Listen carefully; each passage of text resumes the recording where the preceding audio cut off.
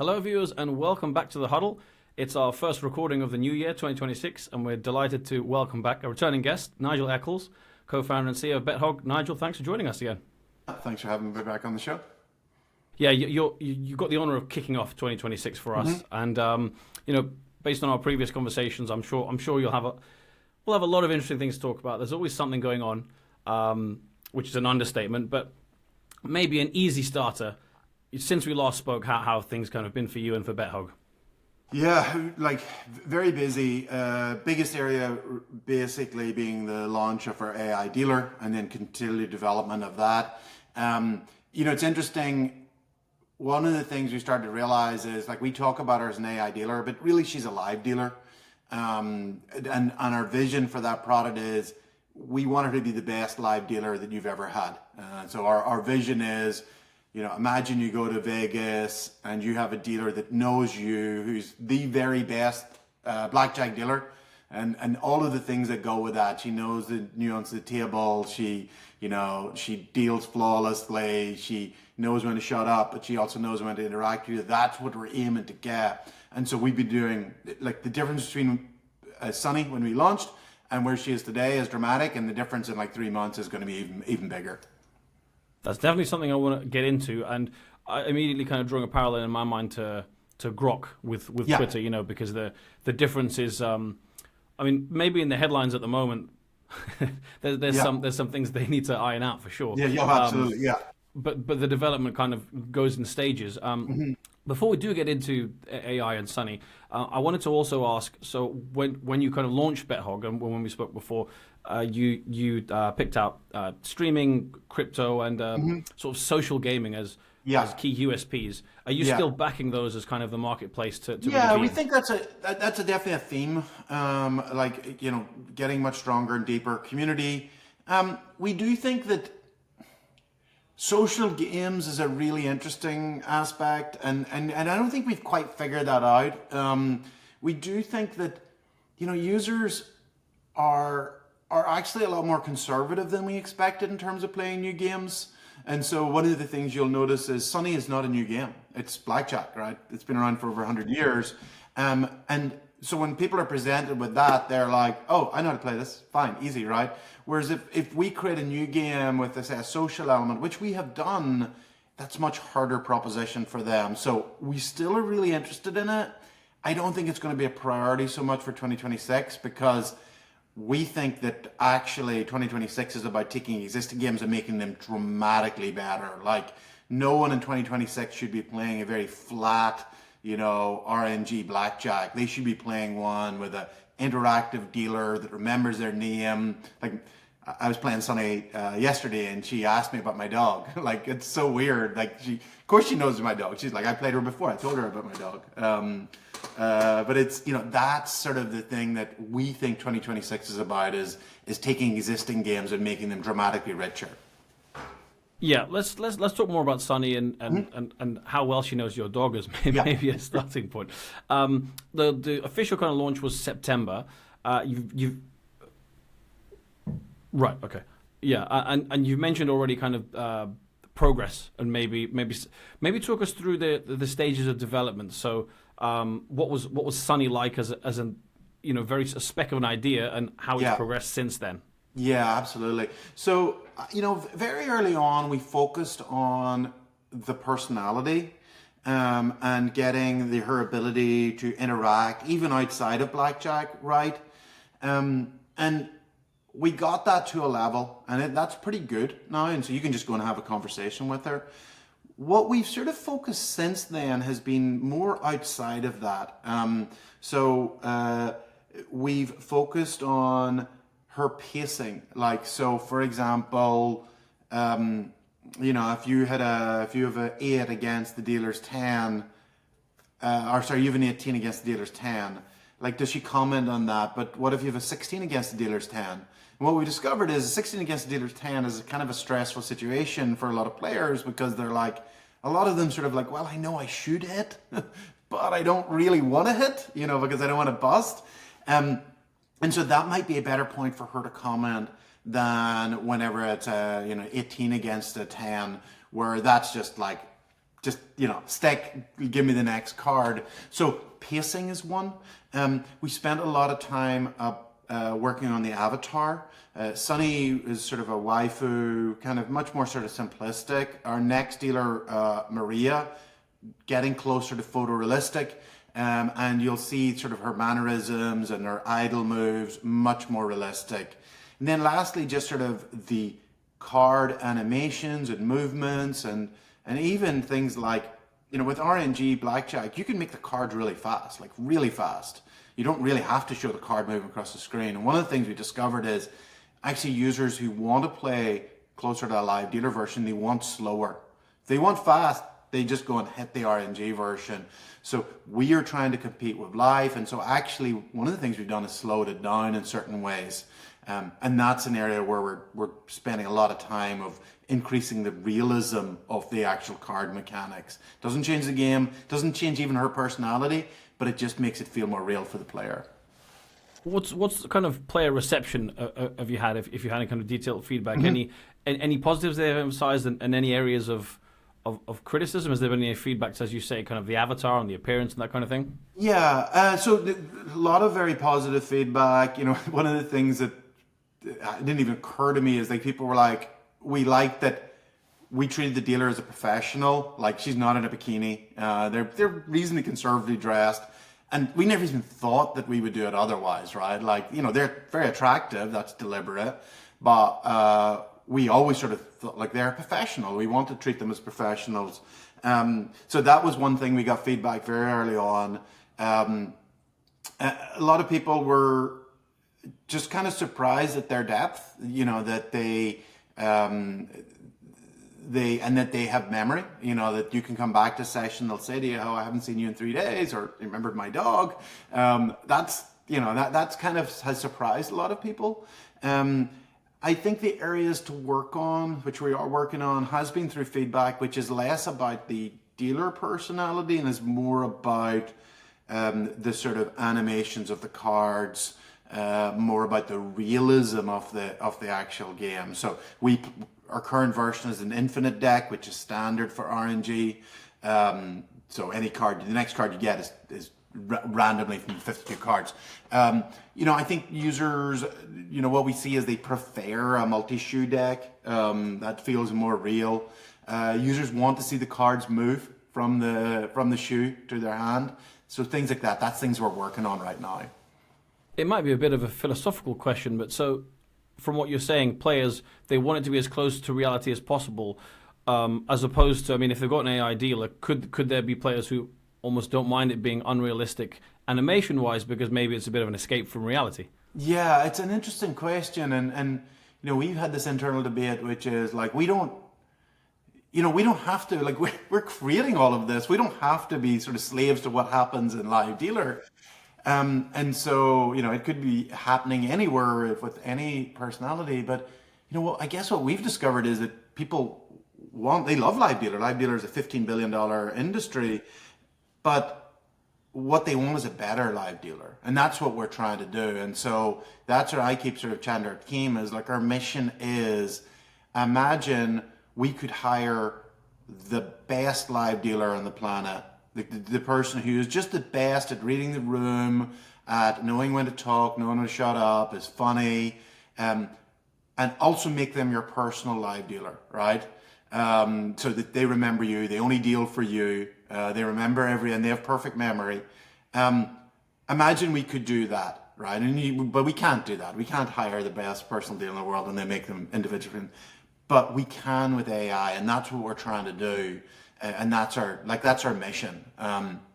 So that every time you play live dealer blackjack, you're playing with the best dealer in the world who remembers you. Like that to be is like our mission.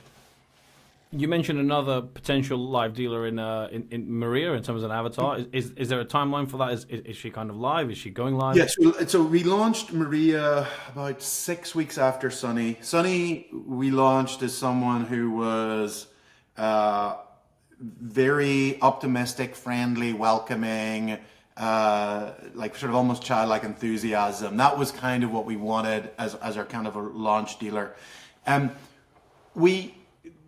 felt for our second dealer, we wanted kind of nearly the polar opposite of that, which was someone edgier.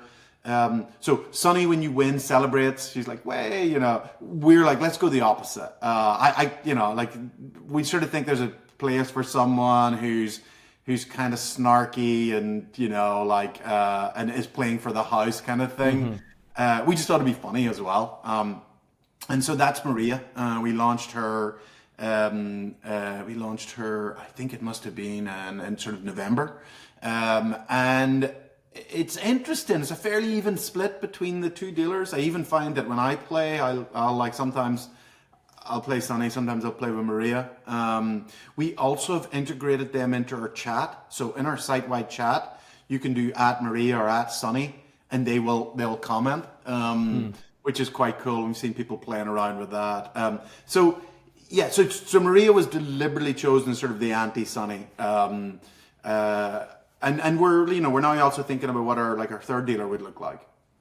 Well, I was going to say perhaps I imagine long term there could be kind of a whole team of them, and you just select your favorite one. That's right. Yeah, that's definitely right. Like we, like people will select dealers in a real casino, right? We want to have, Sunny is this sort of optimistic, fun one, and Maria is this sort of snarky, and we want to have these other dealers, so then the player can choose who they like.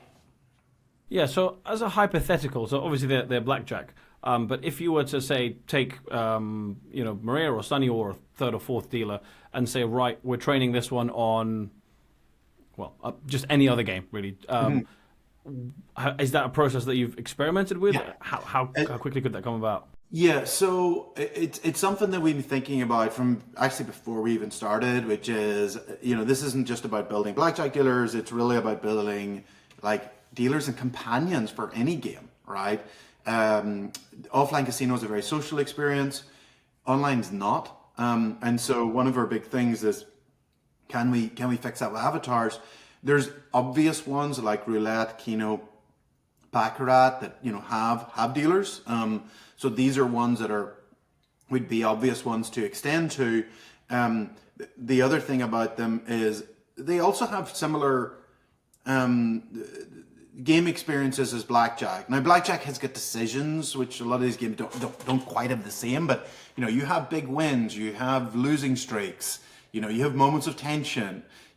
These are all things that we have in blackjack that we would then read into these other games.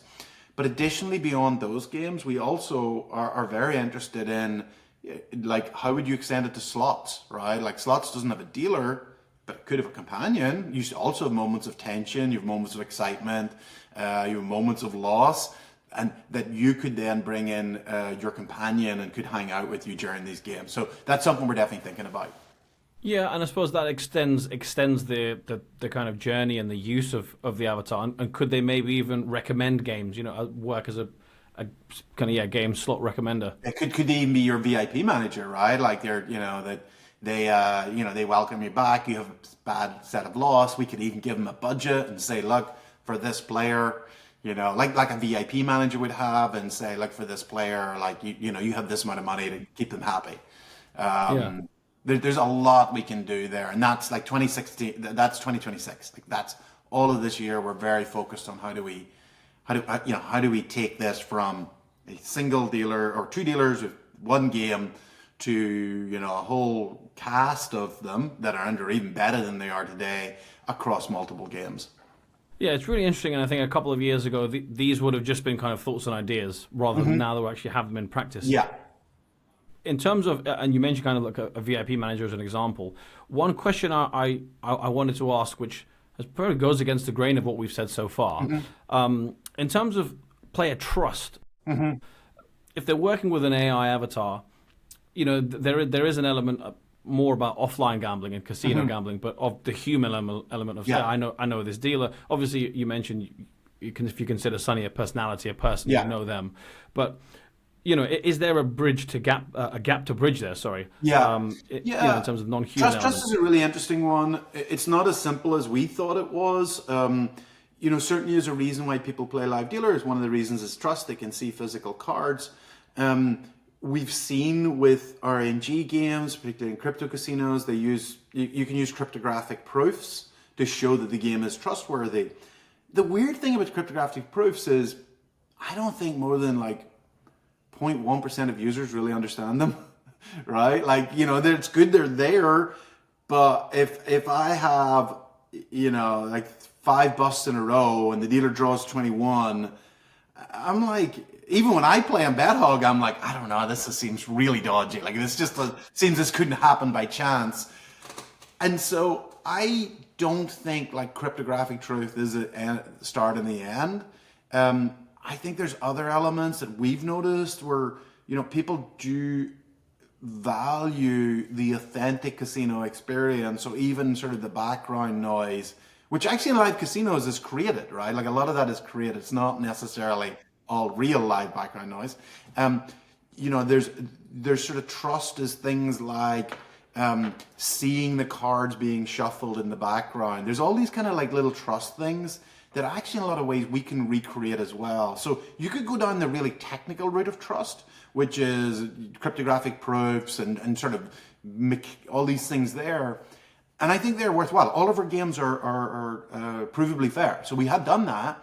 But actually, I think where we want to do more is in simulating more of the trust factors. Like, for example, instead of an infinite deck showing a multi-deck shoe, people trust that more. People trust it more when they see the cards, things like that. So we're working more on the trust elements that are more artifacts of trust as opposed to like the technical, the cryptographic proofs.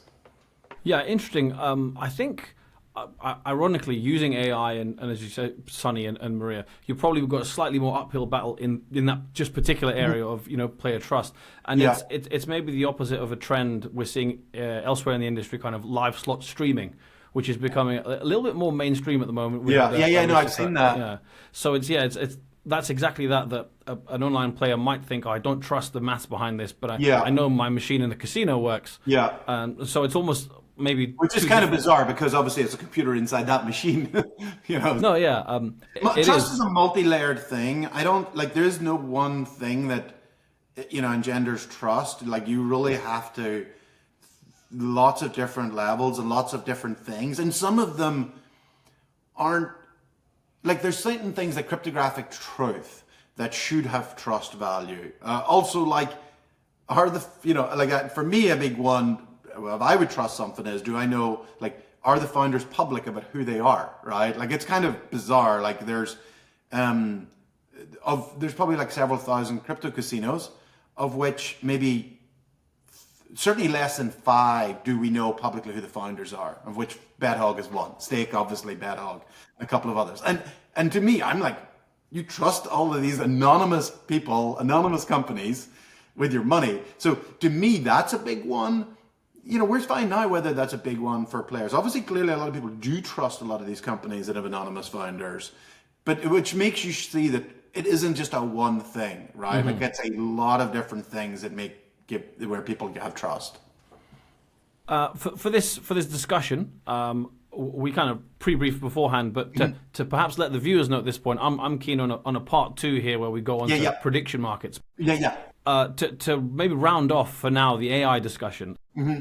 You mentioned you've kind of outlined in practical terms what you're looking to achieve. Yeah. But a lot of discussions we've had recently, 2025 AI, especially in gaming, I think it was pretty much seen as the year. It's crazy to look back on it now. It was only a week ago, really, 2025. But it was seen as the year, I think, that things really took a leap forward. So in terms of how much further AI within gaming, but also just in the world, can go this year, more broadly, what do you think we can expect? Yeah, so I still don't see, AI has developed incredibly fast in 2025, but there's still not outside of the ChatGPT, Gemini, maybe if you're a developer, a Copilot, it's not like we have hundreds of consumer products that we're using. We haven't really had an iPhone moment where we're using AI. And the AI we're using is still kind of command level. It's a basic box where I type in my question and I get my response.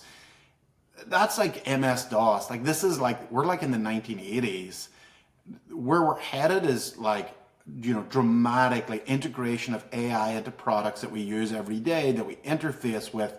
We're not actually there yet, like, which is kind of incredible. Like, my Alexa still isn't smart. My Google Home isn't smart. My car isn't smart. And none of the apps that I use on my phone are smart, right? Like, and so that is where I think we're headed more generally. I think Gemini and ChatGPT in particular, which I both use a lot, are incredible. It's sort of all powerful. It sort of replaced search for me for a lot of things. But I think this year is where we start to see, like with Sunny and Maria, AI actually integrated with a product that we use every day. That's really exciting to me. The other thing that I think is exciting is the sort of parasocial relationships, where we actually, and we're already seeing that, but it tends to skew younger. Like, if you look at character AI, it's quite funny. If you look at AI products by engagement, by usage, by number of MAUs, you'll have ChatGPT, Gemini. Number 3 will be character AI. If you look by engagement, character AI is number 1. Like, people that are on there just spend hours chatting to their AI companions. That area, I think we're going to see a big increase over the next 12 to 24 months. Just a massive increase, because character AI, I think, is great, but it's quite limited.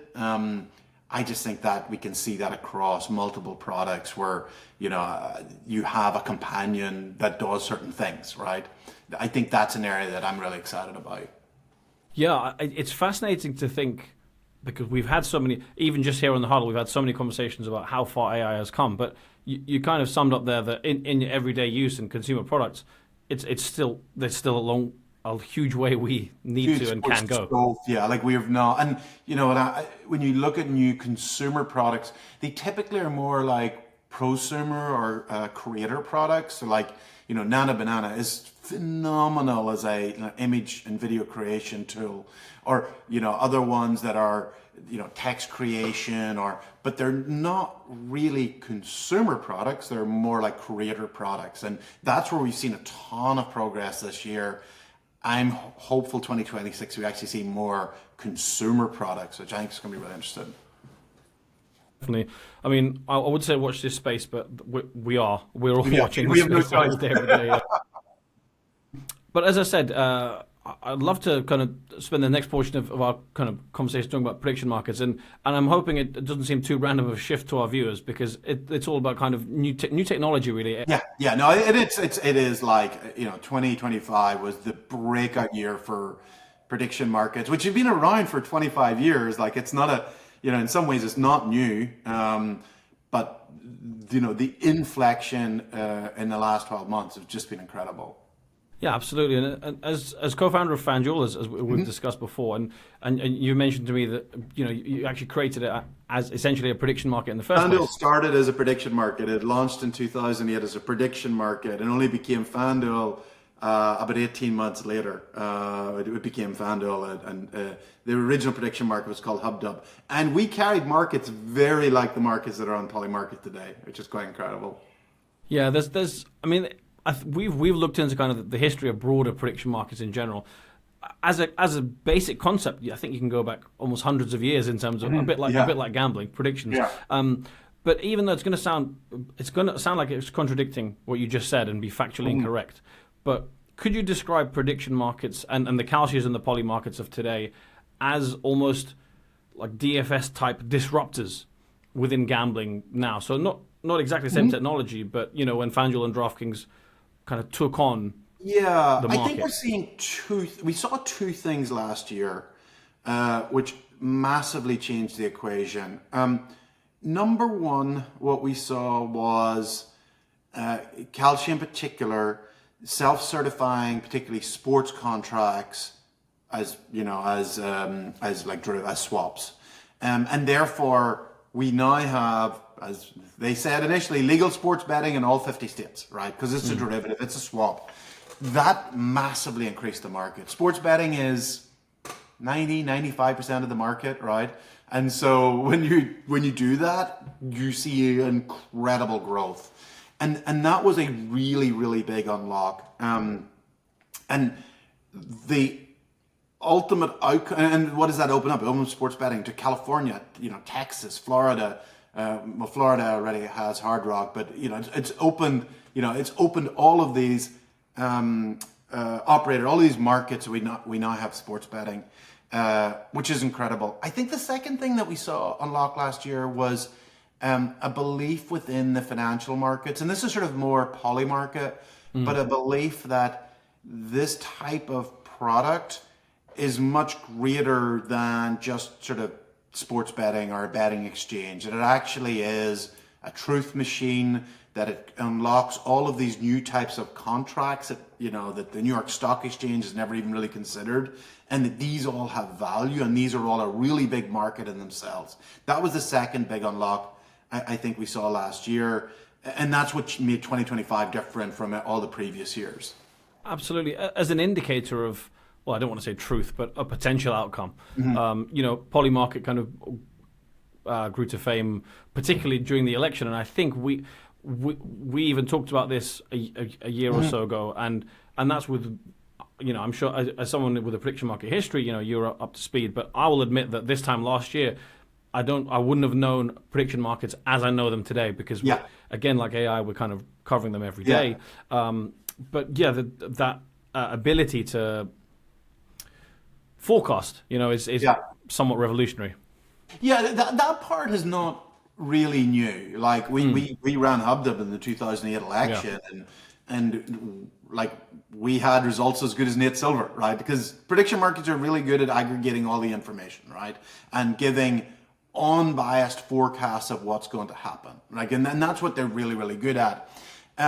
So the election wasn't a surprise to me, and I expected, and it kind of did happen, this post-election there would be a bit of a slump. What did surprise me really were the two things, which is self-certification into sports. That's definitely a surprise. I think it surprised a lot of people. And then the second one has been a buy-in to the idea that prediction markets are much more than what we see today, right? Because this sort of like, when ICE valued poly market at 10 billion, they weren't buying into them as trading which words Trump would say, or they weren't even buying into them as a replacement of FanDuel or DraftKings. They were buying into them as a whole new asset class, and that's been been quite a stunning change, right? Like people weren't really saying that outside of Shane at Polymarket a year ago. Like people weren't really buying that, and somewhere through last year people started to buy that this was true, and that totally changed the game. Yeah, as you say, the technology and the ability to forecast, not new, but yeah, this mainstream acceptance, and as you say, kind of that this is a new thing that and this produces a whole new asset class, and we've seen Robinhood push that this is a whole new asset class that you can invest in, and that's certainly what it feels. That's what the financial markets and the people that are investing in these companies at $10 billion, like DraftKings is 16 billion, right? And it is a very large. It's now it's doing what is it? Like they do 5 or 6 billion in revenue a year. They're valued at 16 billion. And we're seeing Polymarket and Kalshi both being valued at about 10 billion. So the investors, and I know a lot of the investors, like they have to have a thesis that is, this is not the next DraftKings, this is something much bigger.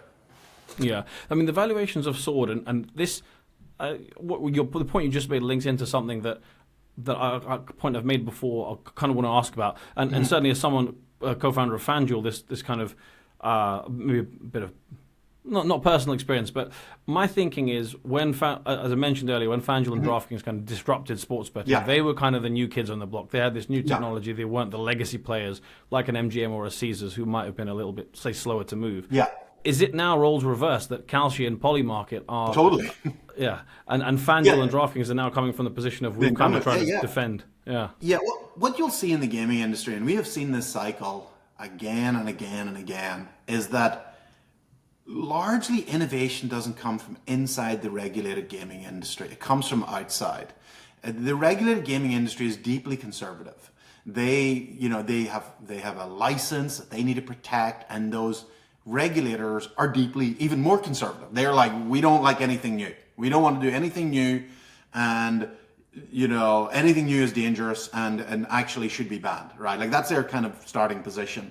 And so therefore what that means is innovation just can't really happen. Like we look at Vegas, like what amazing gaming innovations have come out of Vegas in the last 30 years? I can't really think of any, right? Like it's just not a hub of innovation. Where's innovation come? It comes outside of this regulated space. So let's start with like online gaming. Didn't come from Vegas. They were like, no, this is terrible. We don't want people, they have to come into the casino. Okay, online gaming. Nope, not coming from that. That came from outside the sector. DFS, FanDuel and DraftKings, they had to come from outside. But what happens is those companies, is they want to get big and gain acceptance. They then have to go into the tent. And now they're part of the American Gaming Association. And they're like, no, we can't have Prize Picks and Underdog. They are, they're illegal gambling, right? That's always the thing they throw at anything that's not in the tent. It's illegal gambling. If you're not part of the AGA, you're illegal gambling. And so they then gain acceptance, and then it's a new thing. And the new thing is now prediction market. So like we've seen this movie so many times that it's like it shouldn't be surprising. Is innovation doesn't come from out of Vegas, doesn't come out within the AGA. It always comes from outside, and the playbook is always the same. It's always like, oh, this is illegal, it should be shut down. And then it's sort of like at some point, and then they put up the huge fight, and then they go to all the state AGs and say, you have to shut this down, it's illegal. And then there's usually some sort of settlement, and then it starts to come into the industry, and then they become accepted operators, etc., and the whole cycle starts again. Yeah, well, aptly put. I'm kind of imagining kind of as a flow chart right in front of me, and in a few years, perhaps, as you say, we'll see kind of the next. We'll see. Kalshi and Polymark will become the established, like operators that will be like, no, this new thing is like definitely should not be allowed. It's illegal. It should only be the things. And the problem is, to get to be a big company, you have to go through the regulatory process, right? And the regulators are just deeply conservative. They don't want, like certainly at the state level, they are not leaning into innovation. They're sort of viewing it more as we need to protect this. I need to protect my job. We need to protect these revenue streams. That's just why they have the industry the way it is. Yeah, zoning in a little bit, as you say, it almost feels like we don't need to focus too much on it because, as you say, the cycle might repeat itself in a few years. But if we're to look at kind of the prediction market space at the moment, so FanDuel partnered with CME Group, and it struck me straight away that the market cap of CME Group was about 99 billion. Yeah. And so it shows you how big they had to go to almost, I suppose, challenge these guys, Kalshi and Polymarket. Yeah, yeah. But I couldn't help but notice DraftKings also kind of partnering with CME in a separate way. They seem to be doing everything because they bought Railbird, they partnered with CME, and they may be a Kalshi partnership in there somewhere, and they built their own product because the Railbird one isn't the actual product that they've released. So yeah, they kind of seem to be doing everything. Yeah, well, I was just more intrigued. Wanted your thoughts on the fact that the both of them. I suppose maybe they're allies in the fight against external, kind of. Yeah, well, I think they FanDuel and DraftKings like initially started in that this was illegal, that it should be stopped, and I think what they realized was it wasn't going to be stopped, and certainly not going to be stopped anytime soon. And so what they absolutely could not have is to sit there for 3-4 years and watch Polymarket and Kalshi and other operators like swallow up California, Texas, all of these states they've been dying to get into for 10 years. They're not going to do that. And so suddenly they went from, this is all illegal to actually, we're going to come and do this. In terms of, I've only got one more area with prediction market, but in terms of the product itself, one thing we've kind of noted recently, or again, it was kind of there from the start, but there's you could say a bit of a dark side to some of the markets. So we had markets on the Titan submersible. There's markets on kind of wars on even this Venezuela trading recently is kind of caught attention. And in fact, I'm almost putting that to the floor. But in terms of, I guess, a question, I suppose because it's early in kind of regulatory circles, so the CFTC is very hands off at the moment. Yeah. I guess if prediction markets are to keep growing mainstream, is that something that's going to have to eventually change? You would think so. I think there's a lot of issues. Polymarket operates in quite a decentralized fashion in terms of market creation, and so in a way they're not setting editorially these are the markets. They just let people create them and then people trade on them. I do think that I kind of think it is a bit of a problem. There's a number of problems. One is distasteful markets, right? Markets on death and stuff like that. It just feels like we shouldn't be trading on those. It feels wrong, right? It feels morally wrong. Then we have issues like sorry, my Alexa is making comments. AI getting in the conversation. Let me just unplug it just a second. Yeah, so so there's moral issues. There's also insider trading, which it's funny. The industry can't decide whether they think it's a really good thing or a really bad thing, which is quite kind of, I think, quite comical. I personally, my own view is if you want to trade on markets which can clearly be manipulated, then you're an idiot. So don't cry in the casino. I do think the industry probably does need to address these because, it looks bad. When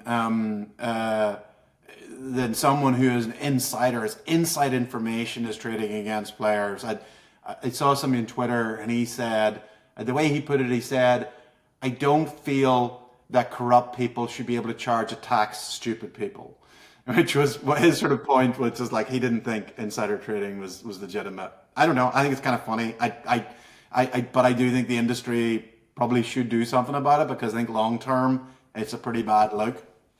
I also I'd say the last thing I'd say is I think the economic value of the vast majority of these markets is massively overstated. And I think partly it's this legal argument that it's the reason that we have derivatives regulated separately from gambling, and this is over over at least 100 years, where they sort of try to find the line because you can bet on options, but options aren't treated like gambling. And the reason for that is that options, traditional options, have economic value, and there is value in having a marketplace for these. And whereas a bet on the Giants or on a sports event doesn't, right? And so we've seen the operators in this space come up with these kind of elaborate, economic arguments about these markets. I feel these are massively overstated. There are a small number of them that have informational value and have economic value. It's a small percentage of the total. I understand why they're making it. I understand they want to be legal. Get it. I want to operate. But I don't have to believe bullshit just because it helps your legal argument. Go make that in court. I don't have a decision here. But I do. That's something I see comes up again and again. It's there's a couple of these markets of an economic value or an informational value, but most don't. Okay, so that's two big topics, AI and prediction markets, that we've, let's say, just scratched the surface on, really. And if we had a few more hours, we could go into even more depth. But I wanted to maybe close and rounding off those two topics and combining kind of anything else and any hopes you have, goals for BetHog for 2026. I guess if we could sum this up for the viewers, a main takeaway point from part one, AI. Yeah, and we're not strictly splitting this into two parts, but and prediction markets, but also with everything that we're discussing, everything that you're looking to implement. How are you looking to kind of stand out in the market, and in this kind of very technologically exciting year? Yeah, I'd say with AI, we're really leaning into it. We are very committed that it is a transformational technology. And over the next 5 years, the winners will be companies that absolutely have leaned into it and said, look, AI does a lot of stupid stuff, and there's a lot of things that doesn't work. There's a lot of overhyping of what it can do, but it's a transformative technology. I haven't seen a technology like this. Like, I think it's comparable to the internet. And so I think it's comparable, even greater than the iPhone. And so, the best example is it's like 2008, 2009, and, should we build in the iPhone? And, if you're early there, you're in a good place. So for us, a success of 2026 is we fully leveraged all of the, the utility of AI and built that into our products and deliver an amazing experience to players. Because that's, this is what it's got to be all about. I'd say my prediction for prediction markets, I think it's going to continue to be a very interesting 2026. The one area that I'm very positive on prediction markets is the sort of infrastructure around it. When FanDuel and DraftKings launched in sports betting in 2018, obviously it was very exciting for those companies and the people in the industry, but it wasn't very exciting. It wasn't similarly exciting for people in the broader industry, the people. We didn't have people, what you're seeing today, are building, brokerages, and they're building arbitrage bots, and they're building, a trading platform. They're chatting about it on Twitter. It feels the energy around prediction markets is 100x what we've seen when, say, sports betting launched. And that to me is very interesting and very exciting. I also think the international space is sort of under... everybody in America is if it's legal in America, it's really interesting, and that's it really.